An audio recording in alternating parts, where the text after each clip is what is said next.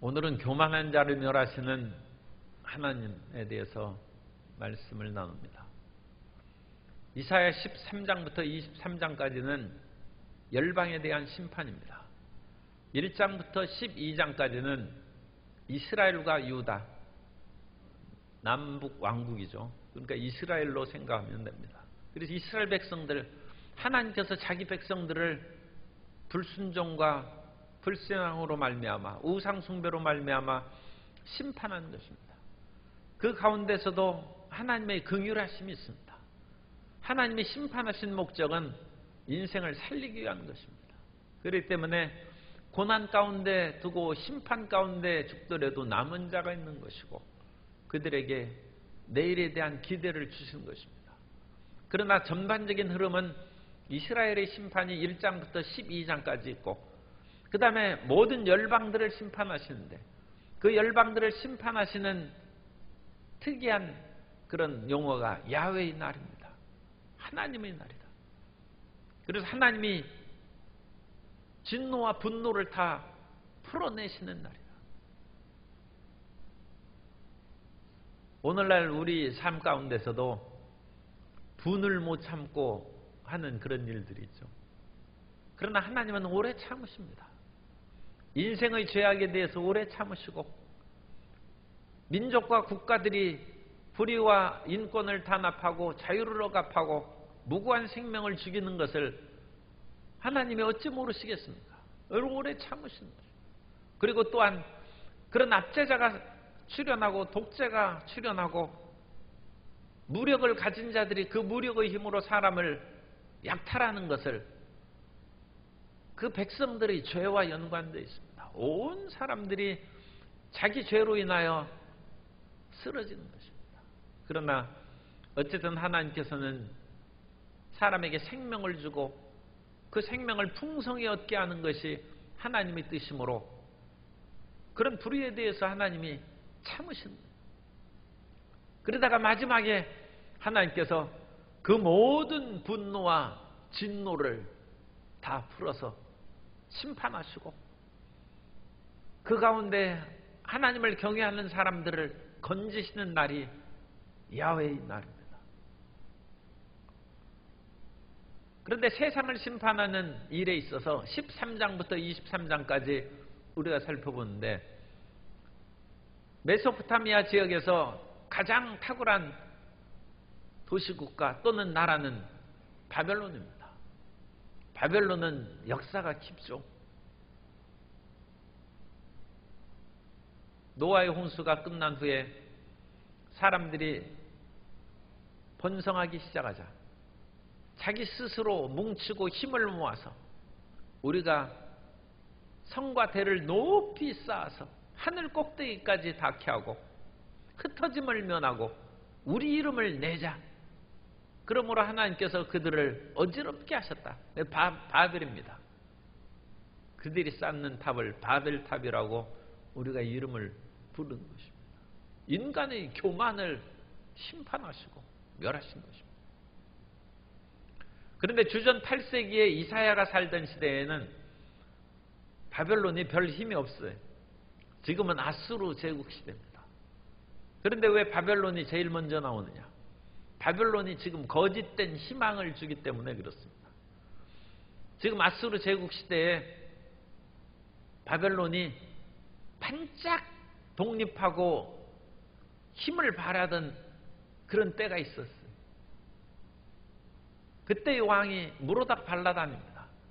그래서 이사야 39장에 보면 히스기야 왕이 병이 나았을 때 이사야 39장 1절 이하에 보면 그때 발라단의 아들 바벨론 왕 무로닥 발라단이 히스기야가 병들었다가 나았다 함을 듣고 히스기야에게 글과 예물을 보낸지라. 히스기야가 사자들로 말미암아 기뻐하여 그들에게 보물 창고 곧 은금과 향로와 보배로운 기름과 모든 무기고에 있는 것을 다 보여주었으니 히스기야가 궁중의 소유와 전 국내의 소유를 보이지 아니한 것이 없는지라. 이사야한테 또 히스기야 왕이 책망을 듣죠. 그거 다 빼앗길 것입니다. 그런데 어쨌든 그것은 나중의 일이고, 이 무로닥 발라딘이 드러나서 아수르 제국 시대에 신음하는 그런 약소 국가들에게 거짓 희망을 주었어요. 그래서 아수르 제국의 안에 있는 중요한 도시 가운데 하나인 바벨론에서 모반을 행해서 아수르 세력을 물리치고 왕이라는 칭호를 그렇게 사용할 수 있다면 우리도 할 수 있다. 그래서 팔레스타인의 소국가들이 일어났어요. 그래서 블레셋의 그런 가자라든지 여러 도시국가에서 우리 연합해서 아수르 세력을 물리치자고 일어났습니다. 그때 아수르 왕이 쳐들어와서 이 팔레스타인의 모든 국가들을 다 굴복시키고, 바벨론은 굴복시키는데 한 10여 년 걸린 것 같아요. 그러나 바벨론도 결국 패망하고 역사 속으로 사라지고, 그러다가 다시 나중에 이제 바벨론의 느부갓네살이 또 등장하죠. 그것은 거의 100 몇십 년, 어쨌든 100여 년 지난 후입니다. 인생의 고난을 당하면 어디 구세주가 없나 그렇게 찾기 마련입니다. 사람이 병들면 용한 의원이 없나 그걸 찾기 마련이죠. 그래서 사람들이 허리 아프고 다리 아프고 그러면 병원에서는 잘 엑스레이 찍어봐도 이상이 없다고 그러면 결국 사람들이, 우리 성도님들은 뭐 그런 일은 없겠지만 다닌 듯이 소문에 용하다는 그런 무허가 침 놓는 사람이라든지 뭐 비방을 가진 사람을 찾아놔요. 물론 소도 뒷걸음질 치다가 쥐를 잡는다는 우리 얘기가 있는 것처럼 그런 뭔가 치료나 좀 괜찮은 일이 생길 수는 있습니다. 그러나 위험한 일이죠. 그것으로 인하여 실패한 사람이 더 많은 것이죠. 아수르 제국으로 인해서 모든 백성들이 지금 열국의 여러 나라들이, 지금 이스라엘과 유다도 마찬가지죠. 고통을 당할 때 그 아수르를 격퇴하고 왕이라고, 무로닥 발라딘 왕이라고 그랬죠. 이름을 할 수 있는 그런 바벨론이 드러나면 그건 희망입니다. 그런데 이사야는 오늘 그것을 거짓된 희망이라.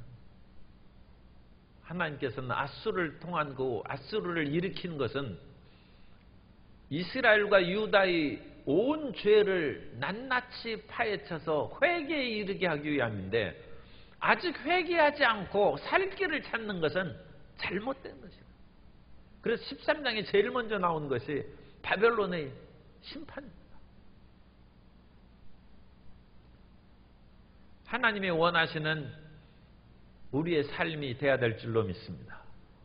그런데 그것을 철저히 회개하지 아니하고 나를 도울 사람이 있는 것 같다 해서 그것을 냉큼 붙잡으면 호랑이에 쫓기다가 도망와서 늑대에게 물리는 격이 됩니다. 그러나 우리가 온전히 하나님의 뜻을 순종하고 회개하면 하나님께서 호랑이도 쫓아내시고 우리의 삶에 평안과 기쁨을 내어주실 줄 믿습니다. 그것이 하나님을 믿는 바른 태도입니다. 하나님 외에는 바벨론이 희망이 아닙니다. 하나님 외에는 반석이 없습니다. 하나님은 우리의 영원한 안식처인 것입니다. 그래서 이사야 13장 1절에 아모스의 아들 이사야가 바벨론에 대하여 받은 경고라. 이와 같은 전제로 바벨론에 대한 경고를 읽어야 돼요. 그리고 이 바벨론이라는 경고는 1절에 나오지만 실질적으로 이제 바벨론이 나오는 것은 그 19절에 나와요. 그러니까 1절부터 16절까지는 그 일반적인 하나님의 그 진노, 야훼의 날의 진노를 표현하고 있고, 이 후반부에 가서 이제 바벨론에 대한 그 언급이 나오고 그 내용이 13장과 14장까지 이어집니다. 그래서 하나님께서 바벨론을 심판하시는데, 바벨론을 심판하실 때 실질적으로 그 바벨론을 치고 멸망시키는 것은 메대 사람입니다. 그 메대도 지금의 그 이란 쪽에 있는 그런 그 국가입니다. 그런 나라들이 힘을 해서 이제 바벨론은 지금은 이라크에 있는 그 평지에 있는 땅이고, 메대는 산지에 있는 족속입니다. 그 산지에 있는 나라들이 이렇게 쳐들어오는데, 그러나 세상의 이런 눈에 보이는 전쟁이 다가 아니죠. 이미 하늘나라에서 성전을 이끌고 하나님이 사령관이 되고 지휘관이 돼 있어서 전쟁하는 모습이 2절 3절에 그것이 이제 묘사되어 있습니다. 그래서 너희는 민둥산에 기치를 세우고 깃발을 세우는 것입니다. 소리를 높여 그들을 부르며 손을 흔들어 그들을 존귀한 자의 문에 들어가게 하라. 성전 거룩한 전쟁에 참여하는 사람들이 병영의 문으로 막 들어갑니다. 논산훈련소에 사람들이 들어가는 것을 그런 표현을 하면 안 되지만, 너무 실망하고 이 군대 가서 어찌 살까 하면서 도살장에 끌려가는 소처럼 그렇게 끌려가면 그건 참 그 슬픈 군 생활이죠. 그런데 논산훈련소에 들어가면서 내가 이제야말로 이제까지 20년 동안 20살에 군대 간다면 나의 선배, 아버지 그런 분들이 나라를 지키고 수고함으로써 내가 평안히 공부하고 살아왔는데, 이제 내가 그 일을 맡아서 다른 사람을 지키고 나의 누이 동생을 지키고 나의 가정을 보호하는 그 중대한 일을 하게 되었구나. 거룩한 문에 들어가는 것입니다. 사람이 생각을 어떻게 하느냐에 따라서 그 자기의 그런 처지, 군 생활이 180도로 달라요. 하나님의 성전에 참여한 자는 거룩한 그런 병영에 들어간 거룩한 문에, 이 병영의 문입니다. 그리고 그 사람들은 3절에 이게 중요하죠. 나의 거룩하게 구별한. 그래서 하나님께서는 그 백성들을 사용하실 때 성결케 한다. 거룩케 한다. 여호수아의 군대들이 자기 자신을 성결케 하고 여리고성을 돌 때 여리고성이 무너진 거죠. 성결케 하지 아니하고 그냥 여리고성 도는 사람은 그건 그냥 도는 것입니다. 그러나 하나님의 군대로 우리가 여리고성을 돌면 여리고성이 무너지는 것입니다. 하나님이 사령관 돼서 하나님의 군대로 하니까 그런 역사가 나타나는 것입니다. 그리고 나의 위엄을 기뻐하는 용사들이라고 했습니다. 두 개의 나의 위엄을 기뻐하고 하나님의 어무하심, 하나님의 높으심을 기뻐하는 사람들, 헌신된 자를 말합니다. 그래서 하나님을 기뻐하는 사람이 하나님께 쓰임받는 것입니다. 우리가 어떤 사람을 만나면 기쁨이 생기고 또 어떤 사람을 만나면 힘들고 부담스러운 것이 생기죠. 하나님은 우리의 기쁨이며 따라서 하세요. 하나님은 나의 기쁨이십니다. 그게 고백입니다. 그리고 그것을 통하여 하나님이 영광을 받으신다.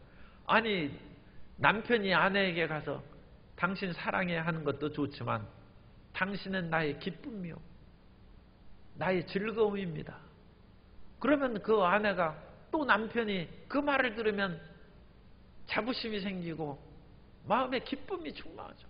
아, 당신이 나를 기쁨으로 삼고 있구나. 그런데 이 왼수가 그런 식으로 하면 이게 얼마나 피곤하겠어요. 하나님을 기쁨으로 삼고 나의 영광을 기쁨으로 하는 자가 하나님의 군대고, 그 사람에게는 능력이 있다. 능력 있는 사람 용사입니다. 용사. 그래서 이 세 가지가 하나님의 군대로 쓰임받는 거예요. 하나님께서는 우리를 사용하실 때 성령의 능력을 주셔서 용사로 만드신 것입니다.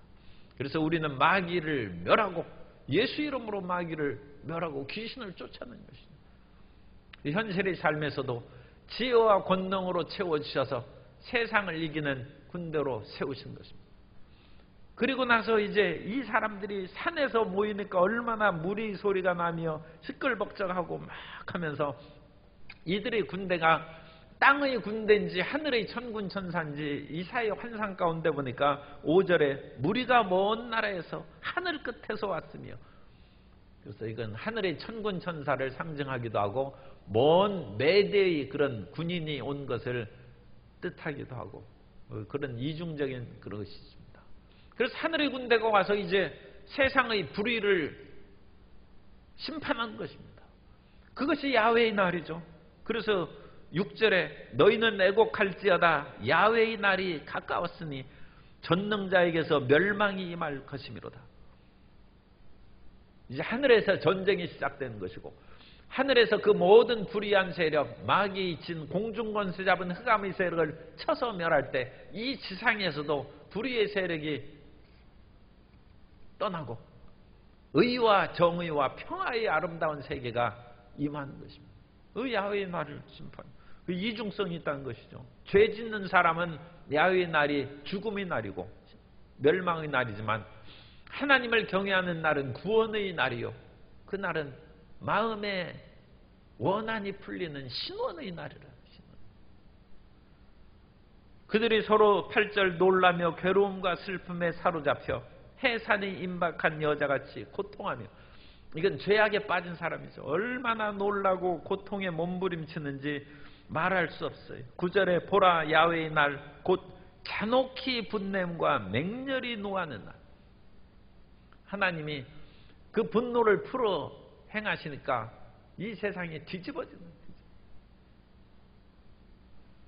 그래서 오늘날에도 21세기에도 그건 전염병이라든지 여러 가지 군사적인 싸움과 갈등이 있는데 그런 것들이 하나님의 그런 진노의 표현이 안 되기를 우리가 기도해야 돼요. 하나님이 노하셔서 그런 것이 되면 큰일입니다. 인간의 잘못과 그 인재로 말미암은 자연재앙이 다가온다면 그것은 웬만큼 무사히 피하면 지나갈 수 있지만 하나님의 심판은 피할 수가 없기 때문입니다.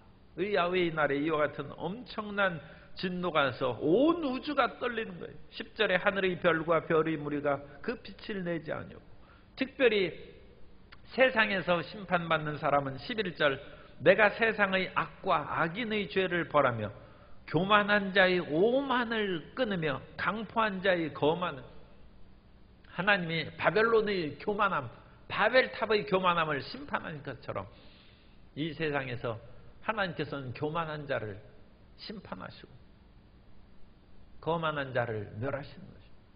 그래서 우리가 겸손하고 우리가 항상 하나님 앞에 낮아진 마음으로, 그리고 남을 나보다 낮게 여기는 그런 겸손함으로 사람을 대하면 우리가 이와 같은 거만한 자를 심판하는 날에 하나님의 도우심을 받을 것이고, 우리가 사람에게 겸손하게 대하면 그런 날에 그 사람이 우리를 도와주고 건져줍니다.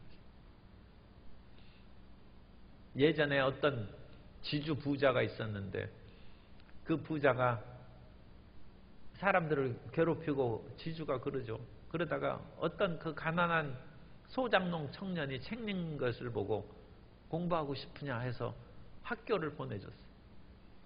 그때 6.25 전쟁이 일어나서 그 청년이 이제 당원이 됐어요. 그 공산당원이 돼서 사람들 지주 다 죽이는데 그 청년이 그 지주는 살려줘. 왜냐하면 자기 공부시켰어. 사람에게 따뜻함을 배우는 것이 그게 자기 살 길이에요. 하나님께 겸손하고 사람들에게 겸손한 마음으로 가면 우리에게 이런 진노의 날에도 피할 길을 주시고 살 길을 열어주신 것입니다. 그래서 12절에 보면 어찌나 사람들이 많이 심판을 받았는지 사람이 순금보다 희소하게 돼요. 오빌의 금, 이것도 순금이죠. 희귀하게. 사람들이 남아난 사람이 없어요. 심판의 날. 그리고 이 사람들이 온 땅을 뒤집어 버리고 흔들고 그럴 때 이제 쫓기는 노루처럼 도망다니는 것이죠. 쫓긴 노루나 모는 자 없는 양같이 흩어지는데, 자기 동족에로 흩어진다. 사람이 그러니까 전쟁 나고 어려우면 고향으로 내려가죠. 자기 고향집으로 내려가고, 그런 거나 마찬가지입니다. 그래서 자기 동족에게로 돌아가지만 그 본향으로 돌아가다가 그야말로 창에 찔려 죽고 칼에 엎드려 죽고, 어린아이들은 목전에서 매어침을 당하고, 그와 같이 온 아내도 뺏기고 모든 삶이 헝클어지는 심판의 역사를 보여주고 있습니다. 바벨론의 심판은 세상 심판에 대한 시작일 뿐만 아니라 바벨론이 세상을 또한 상징하기 때문에, 그리고 바벨론의 심판하신 그것이 요한계시록에서도 이제 애굽을 세상으로도 많이 얘기합니다만, 출애굽한 이후에 일반적인 그런 그 세상에 대한 심판은 바벨론입니다. 그래서 바벨론의 거만한 것을 멸하고 그것을 의지하는 자를 수치를 당할 것이다. 요한계시록에 나타난 것처럼 이제 세상을 심판하실 때가 오는데, 바벨론은 번영과 영화를 또한 상징하는 것입니다.